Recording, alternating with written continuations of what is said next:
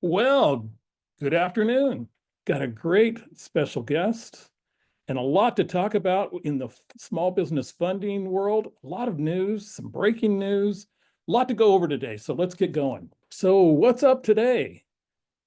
February the 26th, 2025.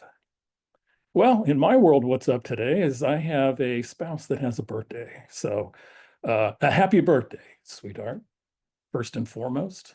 We're going to take a big dive and jump into higher education and small business and what's going on, some of the unique things that we're finding, the recent developments, the trends and opportunities that are available here on the campus of Cal State Bakersfield, where incidentally we are live today. Unless, of course, you're watching this on recording. So exploring some of the funding options, which we really think is the initial step in accessing capital. All too often when we talk to clients, they want to get a loan. And sometimes there are other funding options that are better suited for them potentially. So let's look at the initial steps when you access capital. And it's back again. A little thing I call the sad, weird life of the beneficial ownership filing. And for those of you that are aware of the beneficial ownership filing, I hope you are, because we have been talking about it on Webinar Wednesday, going back till September of 2023. It is that government filing through FinCEN that was going to take place in the calendar year of 2024. It was delayed a year. And then in December, actually, there was a lawsuit that actually ruled it unconstitutional. Well, apparently that's been cleared. And now the timeline is on again for March 21st to have your beneficial ownership information filing complete if your entity is requiring that. So we'll get into that a little bit today too. I hate to drag that back into Webinar Wednesday, but with penalties and fines exceeding $16,000 per month if you don't do that filing, it's important, I think, to make sure everybody is fully aware of the consequences and actually the beneficial ownership filing. Hey, you're all here today probably to, hear the dean speak, but of course also Capital Quarter. Some of the lessons that we learned from the Capital Summit on funding. So we'll get into some of the funding. We have the news and information and resources. So we got some news topics. The U.S. Small Business Administration, which is, of course, near and dear to our heart. We are one of the, centers around the country that are funded partially by SBA, as you heard a while ago. And also, the priorities were just released from the new administration. So we're going to throw that into our economic corner, our usual topic on the economy, but let's throw that into that today. We will take your answers. We will answer your questions. We'll take your answers if you've got them to today's questions. We'll take that after the presentation. We'll do it after two presentations. We'll check to see if there are any after Dean Cours speaks, and then also at the end of today. Your resources will be put in the chat box. Thank you to our webinar producer, Maureen Busher-Dang, who will be feeding the chat box, as we like to say, with a lot of information for you today. And let's jump into a poll today. So today's poll is going to jump into a two-part question and then a one-part. It's where I like to do my market research to see what's going on. Last week, I think we got into some whimsical Super Bowl snack consumption. This week, it's a little bit more market research and to try to figure out where you stand. So let's start with this two-part question. And it is essentially, what is your legal entity? Are you a sole proprietorship? If you don't do anything and you just go into business, you are considered a sole proprietorship. Are you a C or an S designated corporation or nonprofit entity? Or are you a partnership, an LLC, or other entity? And that is part one of our question today on what is your legal entity? And part two is going to be, if you are not a sole proprietor, then you are most likely determined to be needing to file the beneficial ownership information. And have you filed it? Have you not filed it? Or you just don't know enough about it or don't know about it? So, a little bit of background on what's going on with your legal entity and how it fits with the beneficial ownership information, which I do hope is hopefully the last time that we talk about this topic, but I have a feeling it's going to go on into March. So we do have 62% of you participating. Give you another couple of moments to jump in. Wanting to know your legal entity. Are you a sole prop? Are you a corporation or a nonprofit, not-for-profit corporation, or a partnership, a limited partnership, an LLC, or some other type of legal entity? Okay.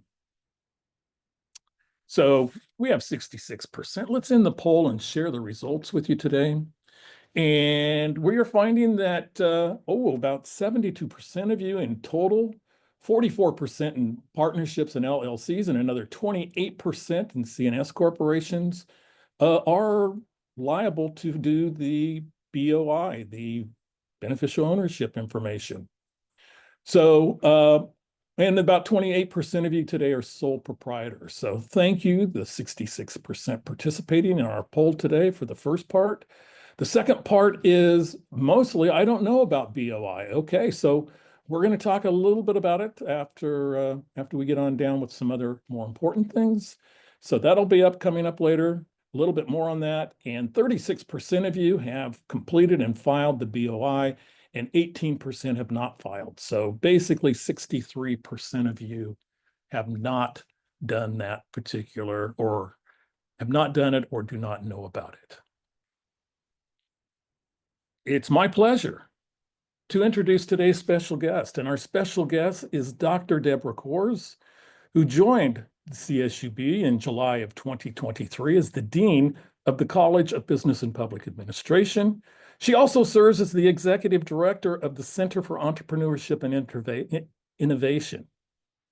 She previously served 25 years as a professor of marketing administration at CSU Northridge, including Director of Community Engagement, Interim Dean, and also some of the evening programs as well. She's founding director of CSUN's Wells Fargo Center for Small Business and Entrepreneurship, past president of the Small Business Institute as well.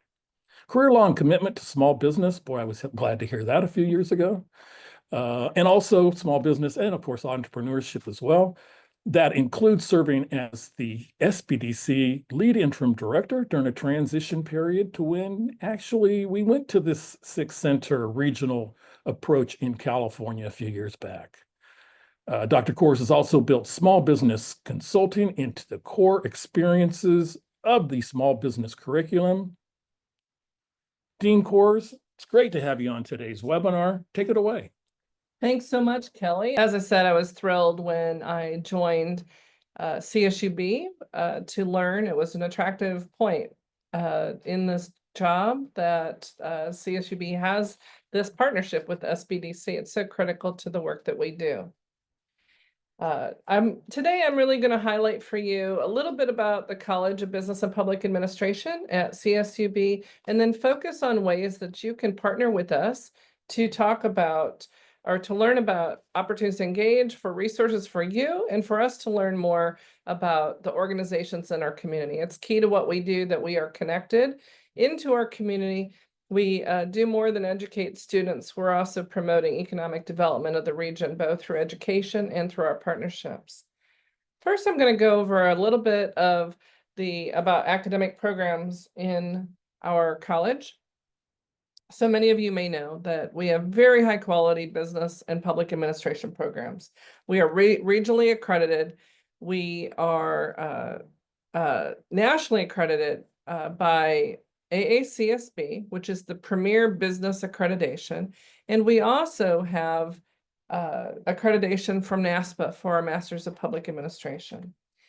We offer 5 undergraduate degree programs. These include agricultural business, economics, environmental resource management, business administration, and public administration. We also offer 3 accredited graduate programs, the MBA program, the MPA, the Master of Public Administration program, and a Master of Science in Healthcare Administration.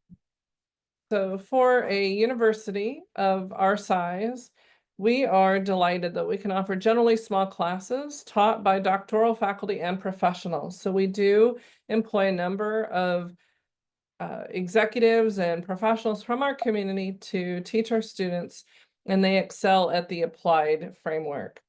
We have a commitment to student success. That is our primary mission and focus.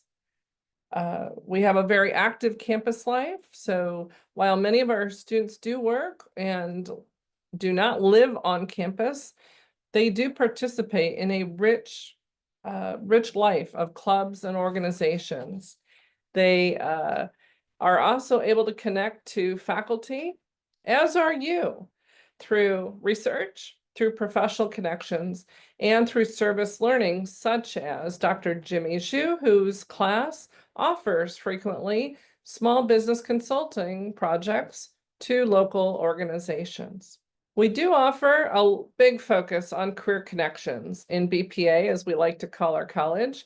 And these are opportunities not just for you to come to campus to learn about other organizations that might be hiring, but for you yourself, if you have a new business or a growing business that you want us to learn more about, we welcome you to come offer an information session or open house right here on campus, or to invite a student group over to do a tour of your organization. We also offer internships for students to have those meaningful experiences.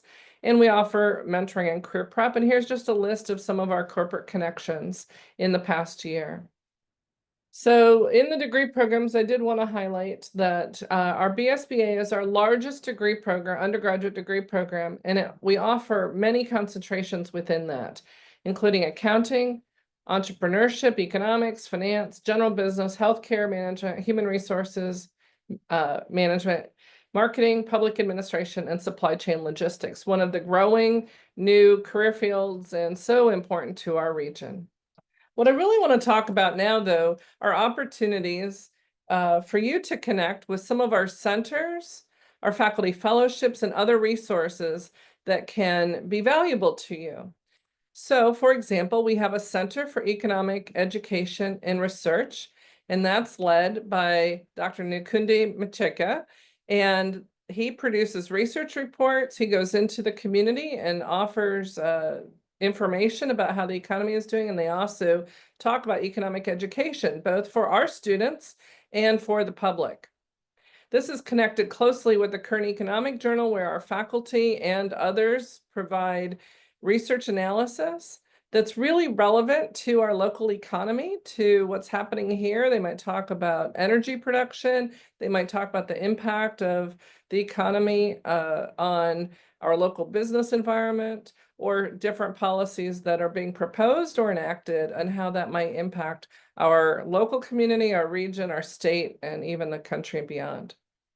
We also have a business research and education center, which typically focuses on bringing speakers from the community onto campus for both student, faculty, staff, and community benefit. So if you have an interesting project or opportunity, we'd love to engage with you, to invite you to speak on campus. Through a generous gift from the Grimm Family Foundation, the campus hosts a Grimm Family Center for Agricultural Business that is led by Dr. Erin Hegde, who I know was on last week and is a good friend of the SBDC.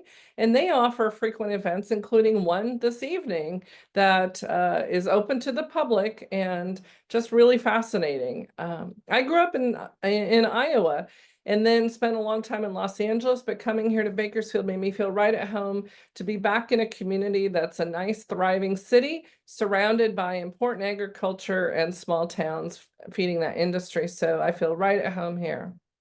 One of our more recent activities is the Mahatma Gandhi Fellowship in Social Entrepreneurship, funded by the Patel Family Foundation. And that is led by Dr. Sumita Sharma, and she is promoting social entrepreneurship. So they will be having, in fact, for our students, the first ever social entrepreneurship pitch competition in April, where students are able to pitch a social venture that will do good for the community. We believe in making money and doing good. So that's something important about. We also offered here in tax season volunteer income tax assistance. Our accounting students under the supervision of Dr. Benjamin Bay offer free advice for lower income tax filers. And even if you're not required to file tax, we really encourage you to make sure you fill that form out so that you get your earned income credit if you're eligible. So if you visit the website for our VITA program, you can learn about the threshold for qualifying for those free services supported by the IRS. All of our student volunteers are trained. They have to pass an IRS test exam to qualify, and under the supervision of Dr. Bay, who has a CPA. Finally, what I'm really here to talk most about is our Center for Entrepreneurship and Innovation, funded through some very significant contributions from our community. This allows us to offer programming specifically in the area of entrepreneurship and innovation, not just for our students, but to the whole community. So in the CEI, our goals are to grow new startups and contribute to economic development in our region. The biggest effort that we do is an accelerator program. I'll talk more about that in a moment. We also offer interdisciplinary education programs. So the CEI serves not just the College of Business and Public Administration, but all student, staff, faculty, and community connected here to CSUB. We seek to be an innovation hub for the region, not only serving our own clients and students, but also connecting all the resources in the region through different funding groups, venture groups, other innovation hubs, and connecting all of those to make sure that our community, whether students or public, are able to access the capital and the expertise that they need. And of course, our SBDC is one of our personal favorites through their connection here. All of these are open to, as I said, to CSUB faculty, staff, and students, but also to the whole Kern County community at large. So let me talk a little bit more about the accelerator. The CEI Accelerator at CSUB offers a 10-week entrepreneurship bootcamp program staffed by faculty and experts. This is a free program for qualified organizations, whether it's a startup idea, such as a tech transfer idea, you have an innovation, some technology that's being developed, and want to know how to prepare that to go pitch for more capital to take it live, or a growing business venture. A group of experts, Kelly Bearden comes in as one of those experts to talk about all the things you need to know about new venture creation, about seeking capital, and about growing a business and managing it. One of our areas of focus are in leveraging technology, particularly from our faculty in our College of Natural Sciences, Mathematics, and Engineering, a great partnership for students and faculty in that college who are developing technology and then partnering with our business students or professors to leverage that technology into business potential. We also have key contacts in many of our aerospace industry providers in East Kern, as well as Air Force. So we're really excited. The best part of this is at the end of the 10-week entrepreneurship bootcamp, we offer a pitch competition where the organizations that have gone through the bootcamp have completed the 10 weeks, get to pitch in front of a live audience, including investors and judges, to win cash prizes as well as the attention of potential investors. All of this is run and led by Dr. Jeremy Woods, and is just an outstanding resource to have. We run 2 to 3 cohorts per year. Our spring cohort is now all signed up and launching next week. However, we encourage you to go onto the website to learn more and to think about applying for the next cohort, or even to come attend the next pitch competition and see how that goes and learn some tricks about how those winners present their information. Another place where you might connect to us or us to you is through our student clubs and organizations. These are student-led and run under the supervision of faculty advisors, but you see that they run the gamut of topics in the college. How might you connect, or why would you think you'd want to connect with a student club if you're not a student? Well, for one, they frequently host guest speakers, and those are open usually not only to students, but also to the public. So if they were having a speaker event that looked interesting to you, we would normally be able to invite you to come on to campus and participate. You may be an excellent opportunity to speak in front of a club or an organization. Your experience is valuable. Our students have a great hunger to learn about professions and entrepreneurs, and a startup in particular, our entrepreneurship club, which has the largest membership of any club, academic related club on campus, because it goes beyond the entrepreneurship majors to the whole campus. And we have a lot of students who really hope to someday own their own business or work for an entrepreneur. So to kind of wrap this up, we have ways to partner with us. Of course, we welcome you to learn more about our degree programs. If you haven't yet earned your bachelor's or have some college and no degree haven't finished, we have programs that fit well with that, and our outstanding master's programs, including our fully online MBA program. We offer speakers and events open to the community here in the college as well as across campus. We encourage you to connect with us about opportunities to meet with students and faculty about their research or consulting. And maybe you have an idea for a new business, and that's why you're here with SBDC, or to grow your business. And it might be something that's a great opportunity for a marketing class or a management class to take on as a real life project. So we encourage all of those connections. And I think our final slide is going to show you some ways you can connect directly with us. And then I'd be happy to entertain any questions you might have. Well, thank you, Dean Cours. Fascinating stuff. Some interesting topics. A lot of good things happening here at CSUB. And for now is an opportunity, you can ask a question of Dean Cours. Don't make me ask a tough question, because you know how I pretty much go. I just ask our guests basically any question, never predetermined. So here's your chance. And okay, so my question,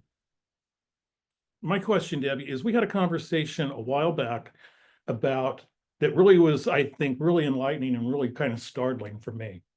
I remember when I went to a CSU quite a few decades ago, there was one entrepreneurship class offered per year. Yeah. So if you hit it in the spring or the fall, you were lucky. Yeah.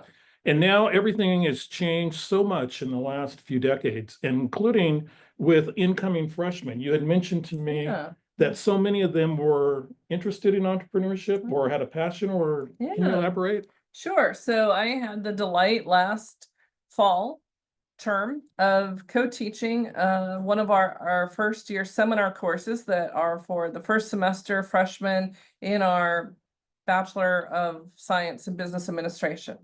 So these are all freshman students, or mostly all freshman students.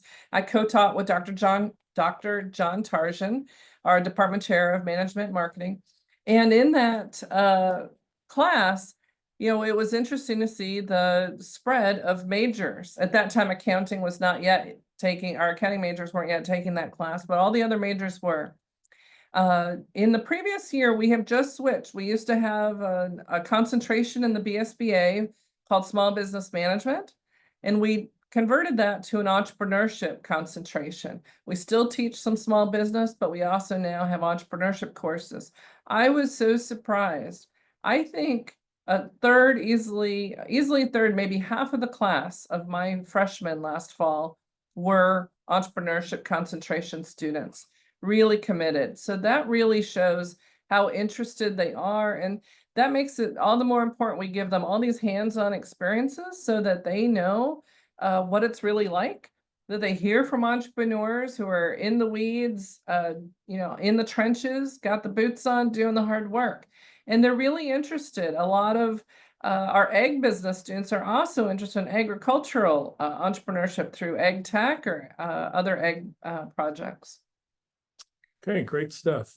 Great stuff. I was really fascinated by it. And really the growth is phenomenal, and it's really the direction of where everything's going, it seems. Okay, so seeing no other questions, thank you, Dr. Cours, for joining us. It was a pleasure to have you on. I don't have any other questions of my little role of stump my boss, so let's get back with what's going on in the webinar. So, Thanks, Kelly. moving right along, we did mention it's back, the BOI, the Business Beneficial Ownership Information. And I cannot tell you how many times I have called it the business ownership information over the last, say, 15 months or so. But add another one to the tally, the beneficial ownership information. The deadline again is March 21st if you need to actually do that. And there were quite a few of you on that did.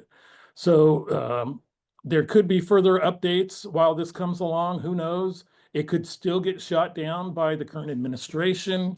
No telling, but really to avoid that particular risk of penalties and fines of $16,000 per month, it is something that you're going to want to look at. So moving right along, there's the actual website address to where you can go in. There are some videos with FinCEN. We'll probably include that in the email that you will get. Afterwards, we will be sending out our email of today's actual recording of the webinar, of webinar 336, and also a lot of the links. So that will be in there as well.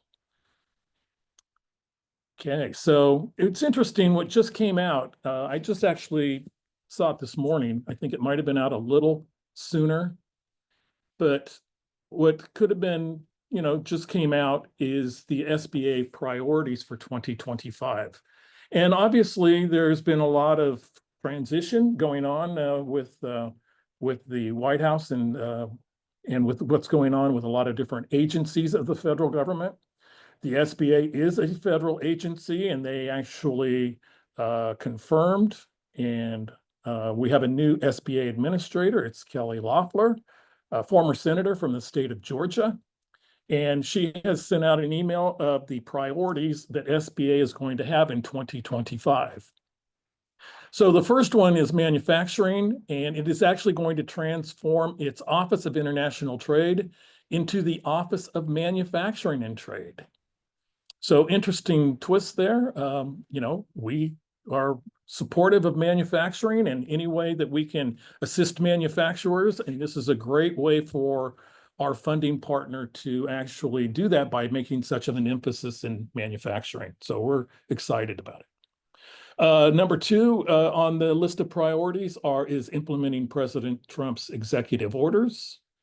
Number three is supporting the Department of Government Efficiency. Number four is mandating full-time in-office work for SBA workers. Prioritizing workforce optimization was kind of a unique one, where one of the aspects of it was potentially the elimination of advisory boards that serve under a lot of the SBA programs and committees. Number six, I think everybody's behind cracking down on fraud. Number seven, conducting an agency-wide financial audit. Apparently, there hasn't been a financial audit of the SBA in a number of years, and that is a priority for the current administrator. Number seven is protecting the solvency of loan programs and restoring underwriting standards. So that is one that we'll be watching more carefully as some of the SBA loan programs. Definitely a point of context in today's conversation with funding, but definitely a priority of the new administration is the solvency of loan programs and restoring underwriting standards. 8 is banning illegal aliens from receiving SBA assistance and restricting hostile foreign nationals from accessing assistance is number 9. Number 10, where did you go? Creating a strike force to cuddle regulation is 11. Improving customer service, technology, and cybersecurity. Like to see the emphasis on cybersecurity. It seems like with what's going on with AI and a lot of the other things, cybersecurity, you're just hearing more and more horror tales. So expect to see programs on cybersecurity upcoming on Webinar Wednesday. Promoting fair competition with some of the contracting goals and statute levels. So that'll be interesting to see where that shakes out as far as promoting the fair competition. I could suspect that that might, oh, I won't even expect it. Let's just wait and see. Yeah, chance I don't actually speculate. How's that? That's a new one. Relocation of regional offices out of sanctuary cities. Bakersfield is not a sanctuary city, but this is the regional SBA offices. And so in California, there's one in Sacramento, San Francisco, Fresno, and Los Angeles, I believe. I would assume that maybe 2 of those are sanctuary cities, but I'm speculating on this point. And also ending partisan voter registration. So those are the priorities as we move forward for SBA in 2025 with the new administrator now in place. Just a quick note, it's after the first of the year. There have been some law changes. We want to make you aware of the free resource hotline for employers. It's provided by the California Employers Association, a variety of numbers throughout the San Joaquin Valley and also the Central Coast and the Sierra Foothills and Eastern Sierra Range. Find your number and contact them if you have any particular questions. Our community calendar for next week is going to, or actually our community calendar for this week is going to include tomorrow's Indian Wells Valley Economic Outlook Conference. You will see me there tomorrow. It'll be in Ridgecrest, a great event that brings together the entire Eastern Kern community, specifically the Indian Wells Valley, which is a subset of the Ridgecrest China Lake area. And it really is a great conference for the particular happenings of that particular region. Our SBDC toolbox is plumb full. You see a lot of the different tools that are available. You can contact your SBDC locally to get assistance with live plan. Really, I would contact, I guess we need a new tool in here. We do actually have a tool for our capital assessment form right down in the right-hand corner. That is an excellent way for you to sit down with an advisor and to go through your financial situation, which really opens up your funding options. But a lot of other tools there for you to access. And now let's kind of move on, how, first of all, the SBDC can help you access capital. What are some of the funding options? And really, I think one of the big things that we like to really do when we meet with clients is to really look at the long view and to really look at, what is the determination of what's going forward in your particular business and your opportunities that you have. Way too often, we see people consumed with the immediate need for cash in their business without assuming that if they do get a loan at this particular time, it might be difficult to do something on a longer term in the short run or even longer period of time. So really getting to look at the long view. I think too few businesses don't look at the long view, and I understand that things change rapidly. We're in a rapidly changing environment, but really a longer view on your funding, on when you're going to need it and where you're going to get it from, I think is crucial. We can also address the eligibility issues before meeting with a lender. And also, when you meet with a lender, you're basically going to meet with their particular programs, and they might have more than one. Oftentimes, they have one lending product, and you're going to learn about that lending product. The SBDC will tell you about all the available options, whether they be lending or some of the alternative options that we'll go over today. You can also see if your current lender can assist you in finding the lender that fits. So, and that's your unique situation, of course. So we can actually see if your lender that you're banking with now is going to fit your needs for your situation. Maybe a little bit better way of phrasing that. And we try to ask the right questions and help structure without a conflict of interest. So no conflict, nothing by suggesting a particular funding source over another, how it pertains to the SBDC and CSU Bakersfield. So we'll ask the right questions, just essentially, here's some of the questions that we'll get into. You'll get into your credit score. We want to be able to identify your collateral if we're going to be working on the lending side of things. Lenders typically are going to be cash flow lenders. So if you have cash coming into the business, they're going to want to see income status. Oftentimes that's staying in your employment, staying in your place of employment other than moving on to potentially, the business right away. So there's a lot of different ways that that can actually be done. So we want to see your cash flow, your status, what you're going to use the money for, and how much you're going to need, are particular issues that we get into, and being able to explain your business model and your experience is an important factor as well. Okay, moving along. I'm a big proponent of business planning, and I think business plans are great. We do get into a lending environment where sometimes they're not necessary.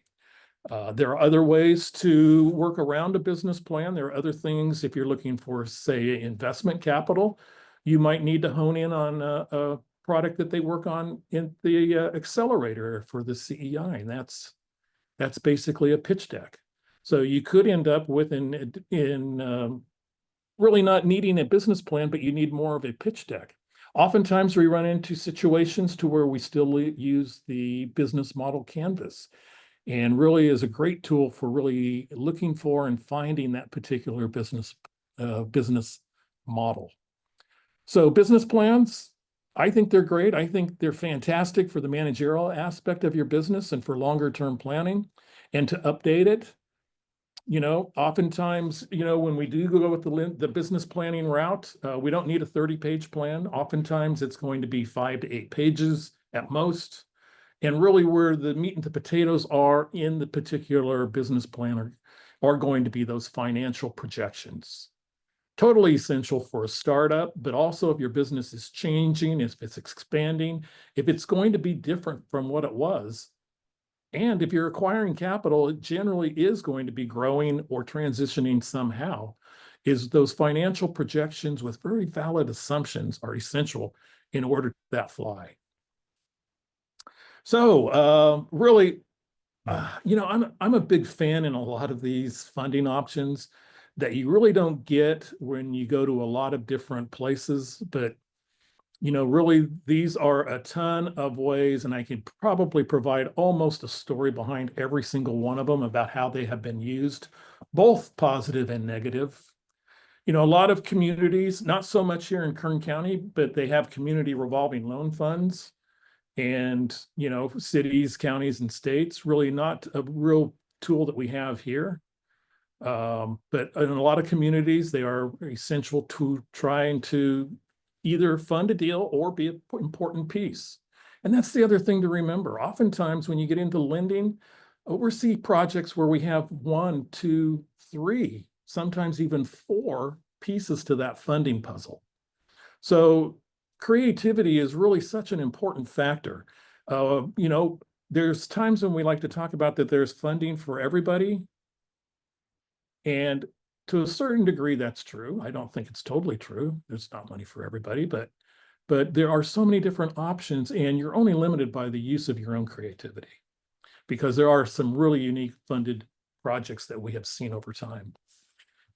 So some of these, transactional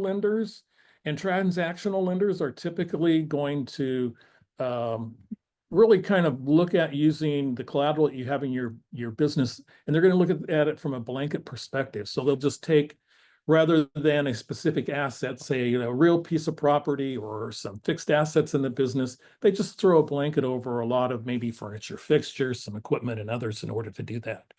Transactional lenders are also bankers, to where they don't want your deposit relationships. And that's handy when we work with a particular bank, for example, and we work with some of the people they work with that they're not able to help. They don't want to lose all of their relationships, and sometimes that transactional lender is the best option available for our small business client. Bank loans, get into bank loans and, traditional type of bank loans. There's a state guarantee program, of which there are 7 financial development corporations in California. The nearest one here in the San Joaquin Valley is located in Fresno. One thing that they do that is rather unique, and we're seeing a lot of, is in deals that need collateral. To whereas maybe your project is strong in a lot of other areas, but you're a little bit weak on the collateral side, is they're able to come in and jump in and provide collateral through the separate state guarantee program. So a very important factor. There's a lot of lending that's done online in platforms. There's a lot of fintech companies. I'd say a few of them are good. I'd say most of them um, are problematic from the standpoint of their terms.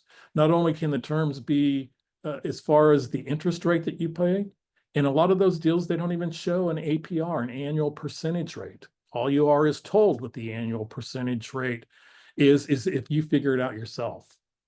So, and it can be calculated by knowing two of the three variables that determine interest rates and what your APR is.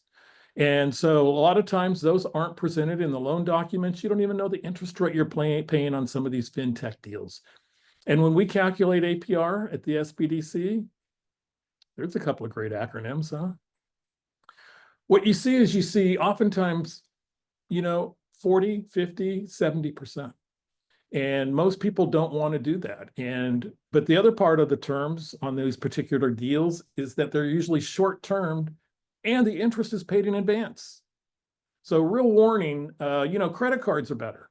In many situations, if you can apply for a credit card, that could be a more favorable situation than many of the online lending platforms. We have clients come to us and they want to use their 401k to start a business. It's not something that we really recommend. And maybe your advisor will try to talk you out of that or try to at least let you know the risk that you're getting into. Small businesses are risky. Your retirement savings should not be risky. So there's kind of a direct correlation between those two. But if you are going to do it, there's a way of doing it that's more beneficial to where you can cut the tax liability. Because early payments generally are going to have some type of tax consequence. So there is a way of forming a C corporation and actually using that to distribute 401ks. Also, invoice and accounts receivable financing or factoring is a great program for those that are stressed and need money right away. It's real prevalent in the contractors. A lot of small contractors, particularly those that have government contracting, to where it takes time in order to get the money in. You've already supplied the labor, you've purchased the material, you've had overhead, you've had hopefully a little profit in there as well, or a lot of profit. And you're not seeing any of that because you're being paid on a slow basis because of your invoice. So that is kind of an expensive way, but it's a good emergency term for the accounts receivable financing. The purchase order financing kind of works the same way, except it's based on purchase order. Equipment leasing is a viable financial alternative, as is hard money. One of my favorite clients that we've worked with in the last decade actually was able to use an alternative that's not even on the list. He actually purchased after the last recession, about 10 years ago, 10, 12 years ago, purchased some land and buildings at a very favorable rate from somebody who had hardship. But the way he locked it up was through a lease with an option to purchase. And so during that time, as he was impacted as well because of the recession and actually filed bankruptcy, he was able to actually lock up 36 months of paying lease on the particular property, which he moved his business into, and then looked to find funding to actually purchase that. And so what he is able to do is, after a considerable amount of time, he was able to find hard money. Hard money was the purchase. The value of the property has doubled over time and actually now has received more traditional and more favorable terms as his financial condition improved. Talked a little bit about credit card financing. We're going to do something on crowdfunding again soon. It is an underutilized tool for actually accessing capital. It's one that I don't think a lot of people understand, but really, if you have a crowd out there that's willing to fund your particular project and you pay them with either incentives as the way of rewards-based crowdfunding, why would you want to pay interest on that?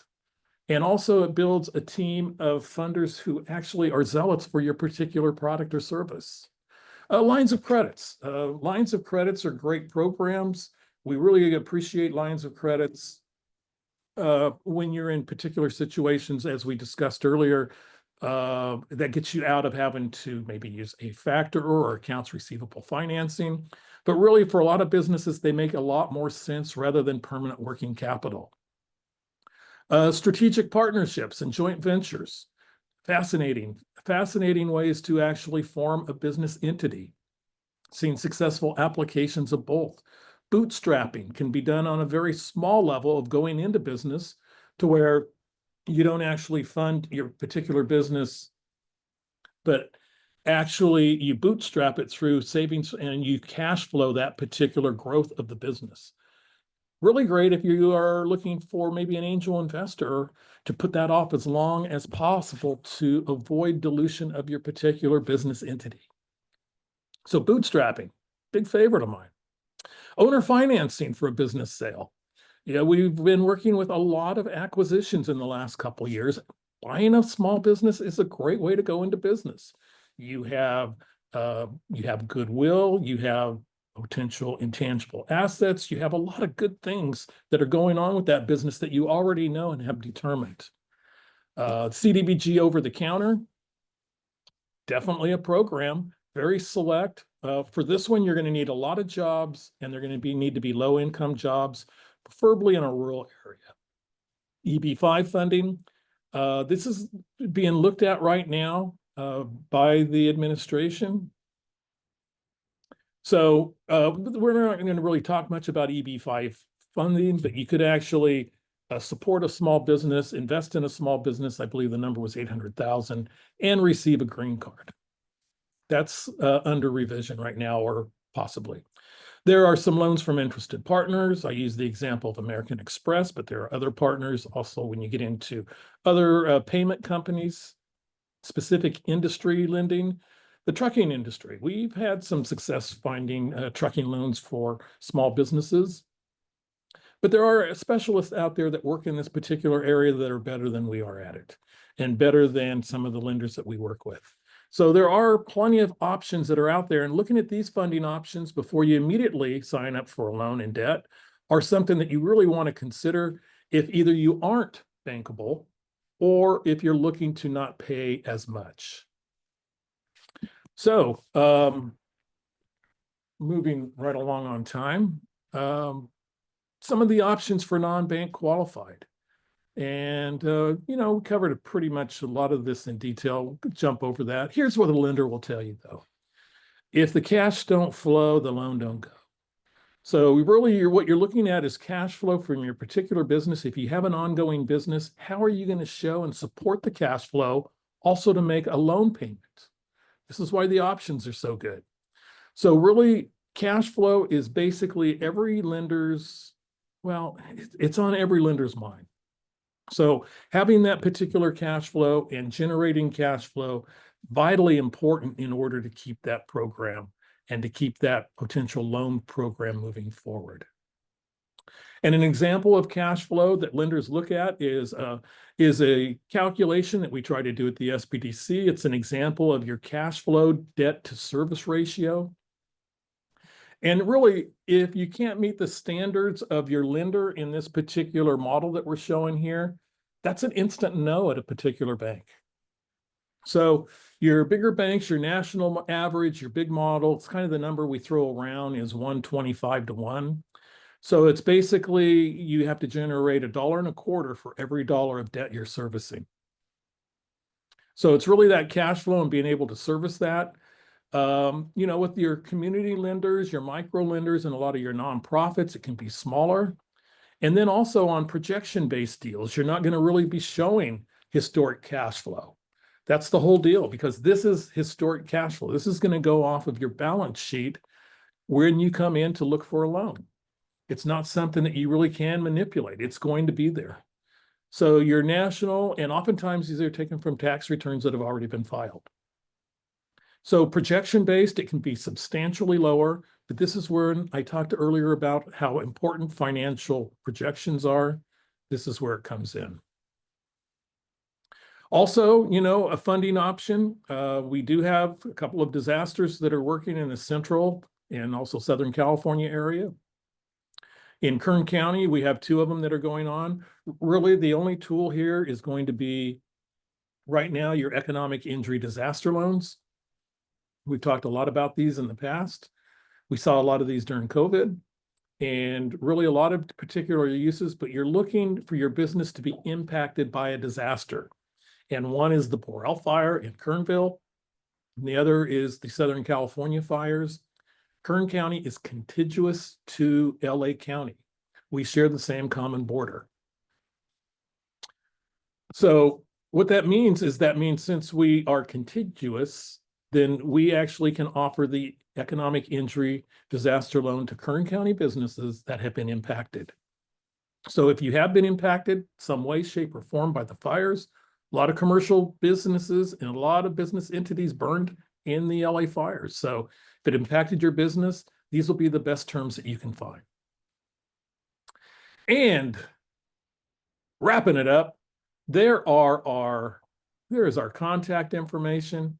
Can't stress enough to sit down and talk to and have an initial consultation, meet with your particular small business advisor, find out what are the best options, look at the long view, and get that capital in order to start, in order to grow, expand, or transition your small businesses. And with that, we will take questions now. So if you have some questions, please put those in the Q&A box. If not, we will proceed right to the chat. And we only got about 3 or 4 minutes left, so let's jump into the chat. Go through the resources. You'll see the resources there. Maureen has put in as far as advising with the SBDC. Oh, it's going from the bottom up. Let's try it from the top down. Greetings and salutations. Got some information here. You need to contact Dr. Deborah Cours. There's her information at CSU Bakersfield. Also, information on the CEI for the Entrepreneurship and Innovation Center here on campus. Another center on campus is CEER, which produces the Kern Economic Journal, which we're going to have a program on soon, and the Grimm Family Center. So we're centered out here. Don't forget the SBDC also, the Small Business Development Center. Information on the Corporate Transparency Act, BOIR. I think we're able to explain that, I think, quite a bit. If you have any questions, you can email me directly. And my contact information, Maureen is putting in right as we're sitting here. So anytime you have questions that aren't answered through our quick Q&A, do actually go through. And here is a specific question on the beneficial ownership information report, or filing, as I like to call it, is right there. Is it a one-time registration filing? I filed in January 2024 and trying to determine if I need to file again. You need to file again if there's been any changes in ownership to your legal structure. So if you brought on a partner, if you brought on an equity partner, etc., you might need to. If you sold shares of stock, substantial amount of stock to another organization or another individual. But if there have been no changes, essentially you don't need to jump in and do that. Hope that helped you. The registration link for the Indian Wells Valley Economic Outlook Conference, also disaster relief. And also, hi, is it suggested to get a loan for a nonprofit to start up? Well, nonprofit loans are a little bit harder. They are going to be a little bit more difficult because you have to really show where your revenue is coming from, and hence again your cash flow. It's an individual look by each organization. I would think for most organizations, it's going to be difficult for a nonprofit to get a startup loan. However, once you're operating, we see startups that actually get lines of credit to operate their businesses. We see them to buy equipment and to buy fixed assets such as land and building. So having all that said and done, it just kind of depends on really what you're looking for and really where you are at that particular point. Okay, seeing no other things in the chat. Okay, The recording will be shared anonymous, Mr. Anonymous attendee or Miss, Mrs. or whatever. If you missed any part of this or want to see this, this will be sent to you probably around the weekend. You know, we work hard at the SBDC on the weekend to get this out to you. And with that will be a recording link, a link of all of the resources that we have gone through. And we're going to also include a recording that I did not have time to share with you on the beneficial ownership information report or filing.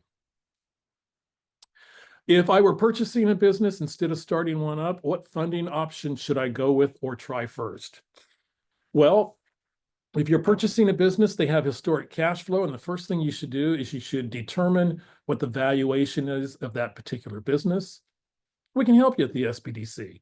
A lender is going to provide that as well. A lender also might want an appraisal of the particular business valuation.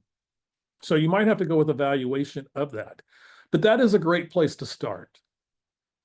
In most transactions, we do see the owner carrying back financing, even though, you know, I would say in 80% of the business acquisitions, we see owner carry back, even if it is a small part. And 20% are willing to do that at the beginning.